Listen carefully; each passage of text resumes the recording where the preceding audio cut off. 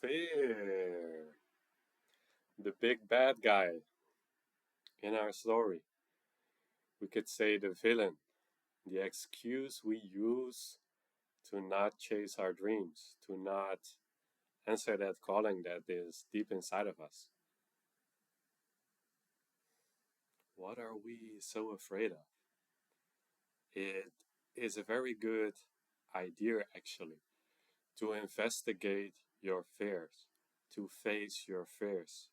Because normally your mind, or you could say your ego, or just your construct of self, is doing everything in its power to keep you from being confronted by the things that you fear. Because it just wants to keep itself sustained in homeostasis. It's what it deems the safest place. But what if it's not? What if that space is actually the place where your dreams go to die, where you slowly rot away in this illusory sense of safety? Oh, if I don't step on anyone's toes, if I don't take any risk, then I'll be safe, then I'll be okay, then I'll feel good. It's just not true. But then what is true? I believe that what is true can set you free from all your fears. Because that which is true is eternal and is not threatened by fears. And what are fears in essence anyway?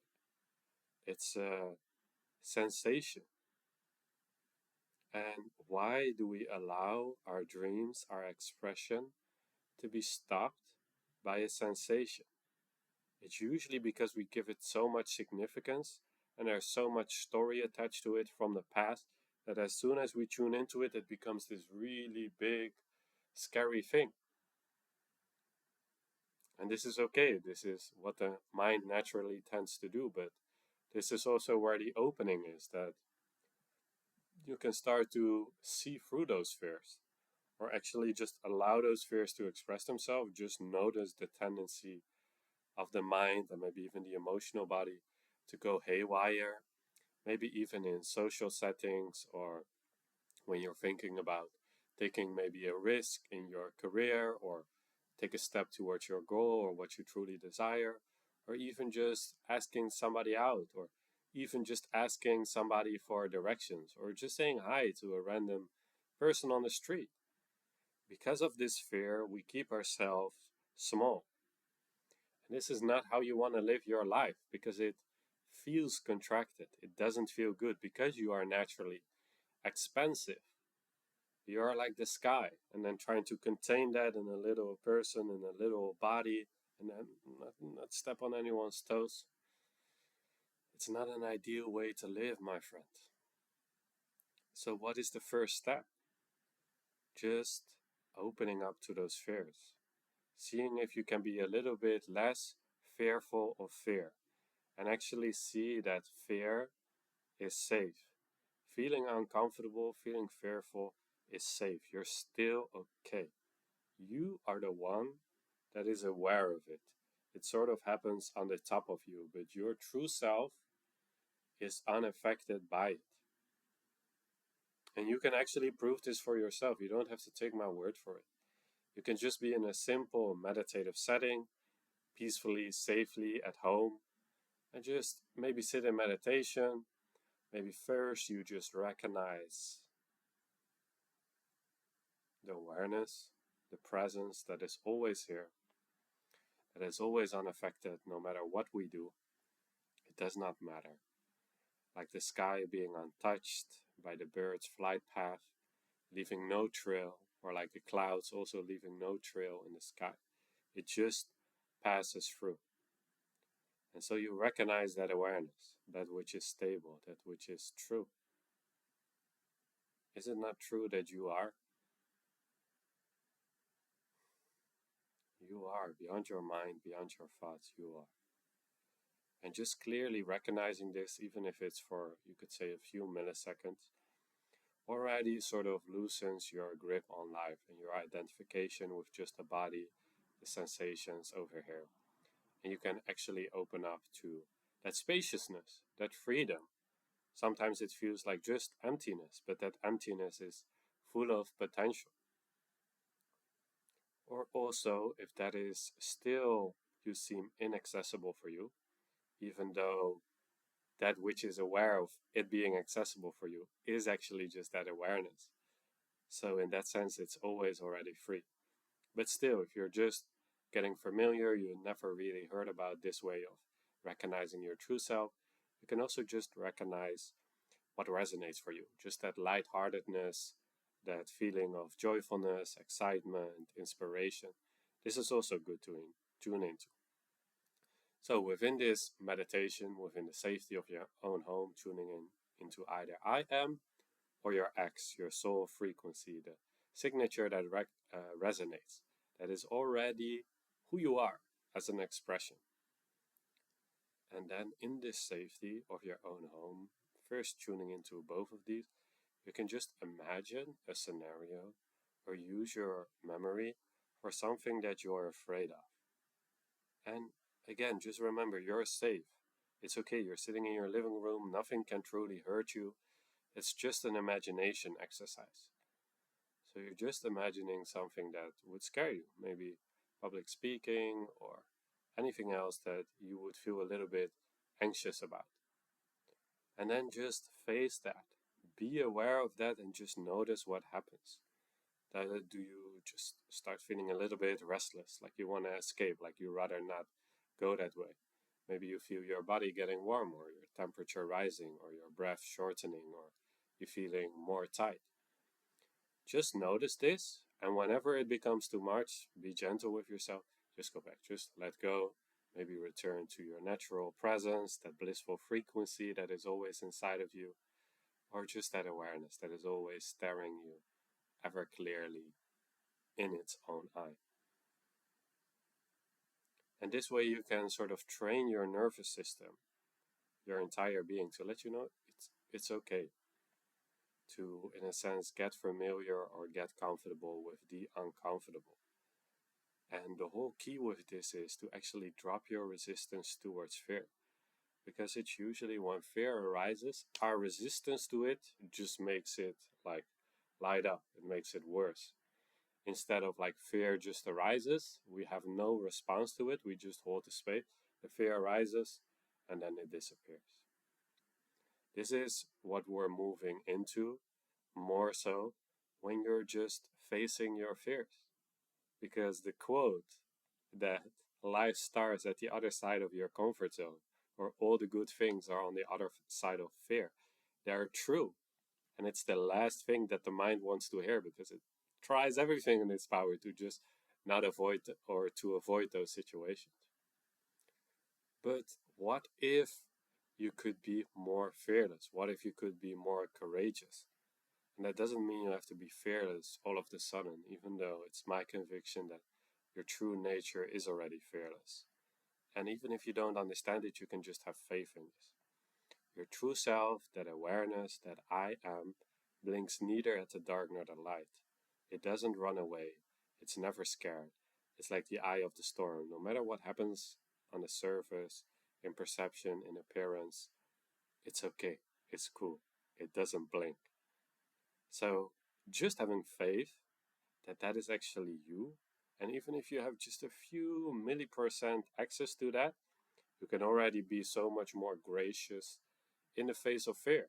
That when fears arise, you just refer back to your true self, you just have faith, and you do not look away. You stay, quote unquote, in the fire. You have that staying power to not immediately run away, to just stay a little bit longer, look at it, until your fear dissolves and actually you see it was just imagination. We just constructed it, and most of the time we even picked it up from society. Certain fears, oh, you have to behave in this way. So if we break down fear, it becomes much less scary. And you can be more free in the face of fear and maybe even transmute it into excitement. Because it's usually when we fear something, it's actually something in there that excites us. But when we filter that excitement through the scope of fear or lack, or I'm missing something, or I'm not good enough, or I have to perform, then it gets like hijacked, and that beautiful energy of inspiration. Oh, this is exciting! I'm on the edge. Something like new is happening. I do not know where this is gonna go. And then you can actually see that. The more that you see through the fear, the more it becomes just excitement, and you're actually, when what you would normally label scary situation, you would actually lean in. You would actually go towards the fear. You would actually say, "Hi, hey, fear, what are you doing here? What's good?" And then you can even make fear your friend. Wouldn't that be great? No more resistance towards fear. It could still arise here and there, but you're no longer fighting it. You just have faith in a deeper sense of yourself that is not afraid. That is true. And the biggest fear, I would say, just to end this video on a powerful note, is the fear of death. And this death can translate itself into social death, losing that which is familiar, having to step into the unknown. That, in a sense, is also a death. It's also at the same time a rebirth, but usually we try to avoid because we think death, in whatever form, is the end. But what if death is not the end? What if even death is an illusion? That energy can't really die. It can only from one form into the next form. But what if this primordial awareness, which we label the I am, which is just that awareness that registers my voice right now without any effort on your behalf, it knows your entire experience, it encapsulates your entire experience. Some people even call this God, some people call it awareness, consciousness, all of these words, but it is that which cognizes, shapes our experience. And what if this awareness has never been born? What if it's always there? It was the primordial requirement to have any experience. You need awareness in the first place to be aware of any experience. So that which is not born can never die. So, yes, this vehicle and these shapes and these sizes, they come and they go. Yet you, no matter throughout all the lifetimes, everything you've been through, you remain untouched, unscathed. And the more that you can lean into this, the more you can recognize this, the more you are devoted to this and have faith in this, the less fear you will have. Or even when fears arises, you won't be bothered by it. Might even be a joyful experience, an exciting experience.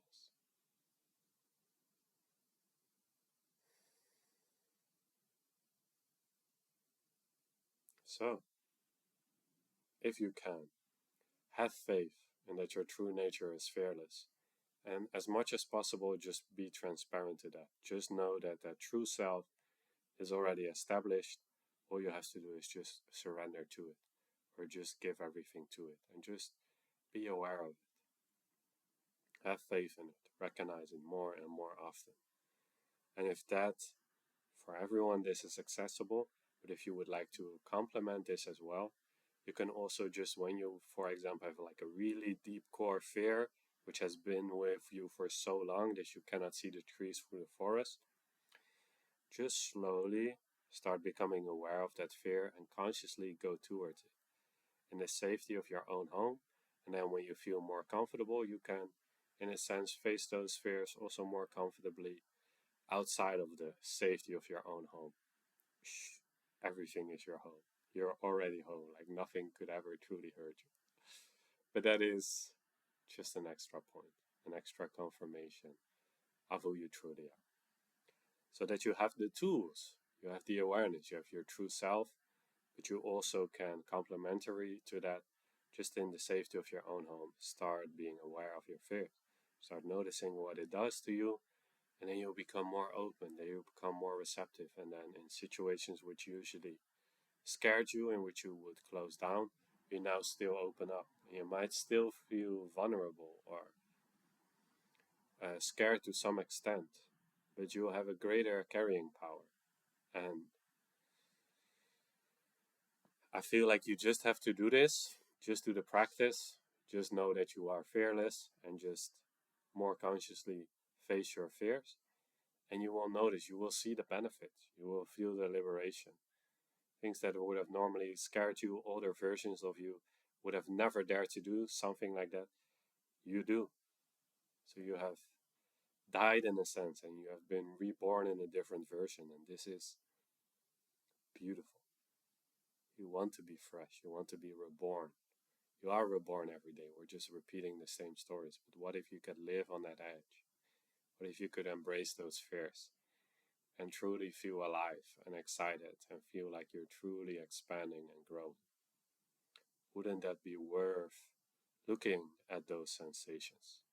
Because sensations, it is. When you break it down, the physics, fear is just sensations. You could say they are linked to many different things, but if you break it down, all it is a sensation. And I'm here to tell you there's no need to be afraid of a sensation. Just stay with that sensation long enough, just be aware of it, put it in contrast to your true self, and that light, that sensation will dissolve. It will relax. And by just letting go of those fears, your spirit will be naturally more radiant, more love will just effortlessly stream for you. You will take on more what people would call risk, but you don't even see it that way. You're just expressing yourself, you're just living your dream, you're not holding back.